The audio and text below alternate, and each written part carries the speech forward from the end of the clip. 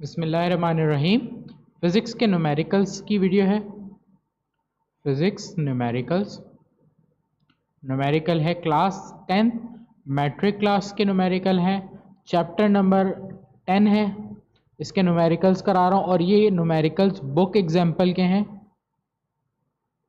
इससे पीछे मैंने पहले वीडियो बनाई थी, उसके अंदर जो टेक्स्ट बुक के लास्ट में न्यूमेरिकल होते थे मैंने वो सॉल्व कराए थे। इस बार जो न्यूमेरिकल सॉल्व करा रहा हूँ वो हमारे पास बुक एग्जाम्पल के। बुक में बहुत डिफ़िकल्ट मेथड किया हुआ है या थोड़ा सा मुश्किल मेथड है, मैं बहुत ईजी मेथड में समझा रहा हूँ इसी को।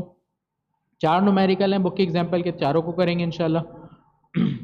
ये एक क्वेश्चन है जिसमें हमारे पास फिगर के जरिए हमें सॉल्व करना है। सबसे पहले तो गिवन फिगर बोल रहा है show the diagram versus time graph. अब अगर इस ग्राफ को पढ़ना समझो तो देखो t/सेकंड मतलब यहाँ पर आपको टाइम गिवन है, इस साइड पे आपको डिस्प्लेसमेंट गिवन है सेंटीमीटर में। सही है। अब आगे आ जाते हैं। आपको सवाल में जो वैल्यू यहाँ लिख के दे रहा है वो v की लिख के दे रहा है 4 मीटर पर सेकेंड। और क्या है, फाइंड द टाइम पीरियड। आपको टाइम पीरियड निकालना है, find the frequency, calculate the wave speed. आपको ये सारी चीज़ें निकालनी है। सही है, ये चीज़ें आपने देखी डेटा में और ये निकाली। अब सॉल्यूशन में सबसे पहले तो फ्रॉम फिगर आ जाओ।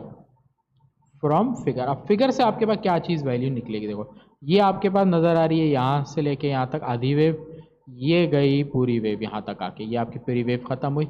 यहाँ से आप टाइम नोट करो, देखो 0 सेकेंड, 0.1, 0.2, 0.3, लाजमी है 0.4 होगा। इसका मतलब जो टाइम पीरियड है वेव का आपने फिगर से निकाला 0.4 सेकेंड आ गया। जब टाइम पीरियड आ गया तो फ्रिक्वेंसी का फॉर्मूला होता है 1/f। तो 1 डिवाइडेड बाई 0.4 आप करोगे, इसको डिवाइड करके कैलकुलेटर में आएगा 2.5। फ्रीक्वेंसी का यूनिट होता है हर्ट्ज। देखो टाइम पीरियड भी आ गया, फ्रीक्वेंसी भी आ गई। अब आपके पास v बच गया, तो v is equal to F lambda. v की वैल्यू आपको फाइंड करनी है, f की वैल्यू 2.5, लैम्डा की वैल्यू आपके पास क्या है, वेव लेंथ।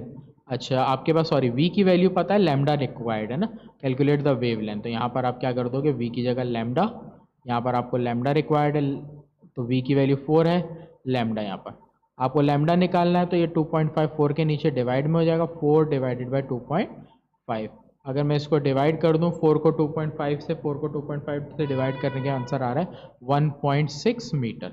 बुक में यही सवाल बहुत डिटेल मेथड में और किया हुआ है, तो मुश्किल है वहाँ पर सही करने के लिए। तो मैंने इजी मेथड में एक सवाल करा दिया, बाकी क्वेश्चन भी इजी मेथड से हम करते हैं। क्वेश्चन नंबर 2 पे आ जाते हैं। अब सवाल दे रहा, a fisherman notice that his boat is moving up and down. कि एक फिशरमैन था पानी के अंदर, उसने देखा कि उसकी बोट क्या है, ऊपर नीचे ऐसे मूव कर रही है। Due to the wave surface it take 0.4 second of boat to travel from the highest to lowest point. देखो फॉर एग्जाम्पल ये बोट हाईएस्ट पॉइंट से लोएस्ट पॉइंट तक आती है, तो ये बता रहा है हाफ टाइम दे रहा है। ये एक पूरी वेव जो होती है ना वो यूं होती है, सही है, ये हाफ दे रहा है कि हाईएस्ट से लोएस्ट पॉइंट पे जो आने का टाइम लग रहा है वो इसका, तो हम स्मॉल टी से लिखेंगे। सही है, इसको 4 सेकेंड, पॉइंट के बाद 0 लिखने की नीड नहीं होती। फिर हमें इसका जो डिस्टेंस दे रहा है हाईएस्ट से लोएस्ट पॉइंट का डिस्टेंस, उसको हम डी से लिख लेंगे, 3 मीटर, पॉइंट के बाद 0 यहाँ भी नहीं लिखेंगे। फिर the fisher see that the wave crest are space, जो वेव क्रस्ट है, जो वेव के क्रस्ट ऊपर वाले पार्ट होते हैं उसका डिस्टेंस दे रहा है। वेव क्रस्ट आपका होता है लैम्डा के इक्वल, तो लैम्डा आपको 8 मीटर दे रहा है, ये सवाल में दे दिया। आपको फाइंड बोल रहा है, सवाल में टी फाइंड करना है, टाइम पीरियड टोटल टाइम निकलेगा। फिर आपको सवाल में फ्रीक्वेंसी फाइंड करनी है, एफ फाइंड करोगे। सवाल में एम्पलीट्यूड, एम्पलीट्यूड मतलब मैक्सिमम डिस्प्लेसमेंट होता है। फिर आपको वेव लेंथ, देखो आगे लिखा है वेव लेंथ ऑफ वेव, मतलब लैम्डा फाइंड करना है, और लैम्डा हमने डेटा से ही निकाल लिया, lambda is equal to 8। How fast is moving, V भी पूछ रहा है। ये सारी चीज़ें आपको पूछी जा रही है। तो देखो सबसे पहले एक चीज़ आपकी निकल चुकी है, लैम्डा। टाइम निकालने के लिए आपने करना होता है 2t, हाफ वेव का टाइम हो उसको 2 से मल्टीप्लाई कर दो, टाइम पीरियड आ जाएगा 2 मल्टीप्लाई बाई 4, तो हमारे पास टाइम पीरियड आ गया 8 सेकेंड्स। सही है। उसके बाद आ जाते हैं आगे, हमारे पास और क्या निकालना है, f निकाल लेते हैं आसानी से, जो चीज़ निकल रही है अभी, f is equal to 1/t। तो 1 t की वैल्यू 8 आई है, तो इसको 1 को 8 से आप डिवाइड करोगे तो ये आ जाएगा आपका 1 divided by 8, 0.125 seconds. Oh sorry, hertz frequency का रेट। आपके पास f आ गया, v रह गया और एम्पलीट्यूड। अच्छा एम्पलीट्यूड जो होती है ना वो हाफ द डिस्टेंस होता है, तो एम्पलीट्यूड निकालने के लिए हम जो डिस्टेंस टोटल होता है लैम्डा, उसको 2 से डिवाइड कर देते हैं। लैम्डा 8 है, लैम्डा को 2 से डिवाइड किया तो 8 डिवाइडेड बाई 2 4 मीटर। सही, टोटल जो वेव क्रस्ट होता है उसका हाफ कर दिया। अब आपके पास v is equal to F lambda v निकालने के लिए लगेगा। f की वैल्यू 0.125, लैम्डा की वैल्यू आपको रिक्वायर्ड नहीं है, आपने निकाल ली है 8। v 0.125 को मल्टीप्लाई कर रहे हैं हम 8 से, तो मैं कैलकुलेटर ले लेता हूँ, मेरे पास आंसर अभी मेंशन नहीं है। 0.125 मल्टीप्लाई बाय 8, तो मेरे पास आंसर आ रहा है 1। तो मैंने v का आंसर क्या लिख दिया, 1 स्पीड मीटर पर सेकेंड में लिखी जाती है। तो देखो सवाल में आपको जो जो चीज़ें फाइंड करनी थी, ये सारी चीज़ें आपने रिजल्ट करके मेंशन कर दी। रिजल्ट आपके पास डेटा में देखो टाइम पीरियड पूछा था 8 सेकेंड आया, f पूछा था, f आपके पास 0.125 आया हर्ट्स में, a पूछा था एम्पलीट्यूड 4 मीटर आ गई, लैम्डा पूछा गया था 8 मीटर्स निकला था, उसके बाद वेव स्पीड पूछी थी 1 मीटर पर सेकेंड। सही है, तो ये सारी चीज़ें पूछी थी। अगर आप बुक को कंपैरिजन करो, बुक में बहुत डिफिकल्ट मेथड हुआ है, सही, रीजन और मुश्किल हो जाता है। क्लियर, आगे बढ़ते हैं। इंपॉर्टेंट सवालों में से एक है ये सवाल, find the period and frequency of simple pendulum 1.0 metre. इसका मतलब आपको लेंथ गिवन है पेंडुलम की, जी की वैल्यू गिवन है। पेंडुलम के सवालों में आपके पास दो फॉर्मूले हैं, मैंने आपको मेंशन करे थे शुरू में फॉर्मूले में। तो जब भी आपके पास पेंडुलम वाला सवाल और टाइम पीरियड निकालना हो, तो formula t is equal to 2 under the root l upon g, ये फॉर्मूला आपने यूज़ करना है। सही है। आगे बढ़ते हैं। लेंथ दी हुई है 1.01 मीटर लिख लेते हैं, जी की वैल्यू दी है 9.8 मीटर पर सेकेंड स्क्वायर। आपके पास फॉर्मूले में पाई आ रहा है, पाई की वैल्यू 3.142 कांस्टेंट है। सही, सारी वैल्यूज़ आपको पता है। टी 2 पाई की वैल्यू आपने लिखी 3.142, अंडर रूट बनाया एल अपॉन जी, एल की वैल्यू 1 है, जी की वैल्यू 9.8 है। आप इसको मल्टीप्लाई करोगे, इन दोनों को मल्टीप्लाई करके 6.284 आ रहा है।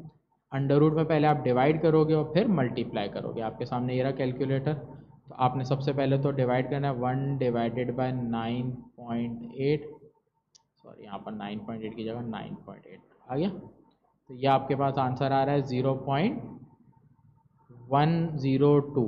तो जो आंसर आ रहा है वो मेंशन कर लेता हूँ, 0.102। उसके बाद अंडर रूट निकालने के लिए इसको ओपन कर लेते हैं कैलकुलेटर को, ये देखो अंडर रूट का बटन है। तो ये आ रहा है अंडर रूट, अब हमारा आ रहा है 0.319।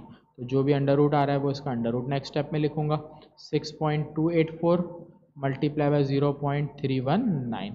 अब मेरे पास दो वैल्यूज़ मल्टीप्लाई करने के लिए हैं, इन दोनों को मैं मल्टीप्लाई कर लेता हूँ। ये रहा कैलकुलेटर, इसी के आगे मल्टीप्लाई के साइन लगाऊंगा, 6.284 मल्टीप्लाई करके देखो मेरे पास आ रहा है 2.007।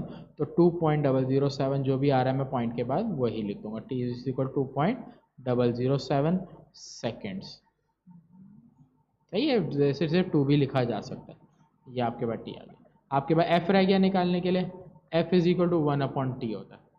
तो ये हो जाएगा 1 डिवाइडेड बाई 2.007, f निकाल लेते हैं तो 1 डिवाइडेड बाई 2.007। तो ये आंसर आ गया 0.498। अगर राउंड अप करूँ 0.45 हो जाएगा। सही, तो मैं राउंड अप करके इस बार लिख रहा हूँ 0.45, फ्रिक्वेंसी का यूनिट हर्ट्ज। आप बगैर राउंड अप करके लिखो तो भी आंसर गलत नहीं होगा। रिजल्ट टी आपको पूछा था 2.007 सेकेंड आ गया, फ्रिक्वेंसी पूछी थी आपके पास 0.45 हर्ट्ज आ गया। सही, तो क्वेश्चन बहुत सिंपल था, इजी था और इम्पॉर्टेंट भी एग्जाम के लिए बहुत ज़्यादा है। सही, आगे बढ़ते हैं अगले क्वेश्चन पे। लास्ट क्वेश्चन है बुक की एग्जाम्पल से। Pendulum of a clock measure out of the passing a second, how long the pendulum. अब लॉन्ग मतलब लेंथ आपको पूछी जा रही है इस बार। Receive a period, time period 1 second दे रहा है, जी की वैल्यू गिवन है। तो अब की बार आप देखो तो एल आपको क्वेश्चन मार्क है, जो चीज़ निकालनी है उसको रिक्वायर्ड के लिए बाद में लिखो, सबसे बेहतरीन तरीका न्यूमेरिकल में। सही है, तो डेटा के लिए पहले जो चीज़ दी हुई है वो लिखूंगा। टाइम पीरियड दिया 1 सेकेंड, जी की वैल्यू आपको लिख के दी है 9.8, आंसर मेंशन है। आंसर वैसे बुक में लिखा होता है, आंसर एग्जाम में नहीं लिखा होता, ये बात याद रखना है। बच्चे समझते हैं आंसर भी एग्जाम में लिखा हुआ है, ऐसा नहीं होता। पाई की वैल्यू यूज़ होगी, पेंडुलम है तो 3.142 निकालना आपने लेंथ है। तो अब की बार आपने जो फॉर्मूला लगाना है वो लेंथ का लगाना है। लेंथ का फॉर्मूला मैंने पीछे लिखाया था, वो हमारा क्या होता है, टी स्क्वायर जी अपॉन 4 पाई स्क्वायर। ये हमारा फॉर्मूला होता है लेंथ ऑफ पेंडुलम निकालने के लिए। टी की वैल्यू आपको दी है 1 का स्क्वायर, जी की वैल्यू आपके पास 9.8, नीचे 4, पाई की वैल्यू 3.142। 1 का स्क्वायर 1 होता है, 1 को 9.8 से करेंगे मल्टीप्लाई 9 पॉइंट आएगा। अब कैलकुलेटर में आप यूज़ करोगे, देखो आप अपने सामने कैलकुलेटर रखोगे, 4 मल्टीप्लाई बाय 3.142 मल्टीप्लाई किया 12.568 आ गया, तो आपने लिख दिया यहाँ पर डिवाइड में 12.568। अब इन दोनों को आप डिवाइड कर दोगे, देखो मैंने मिटा दिया यहाँ पर 9.8 डिवाइडेड बाय 12.568, मेरे पास आंसर क्या आ गया 0.779।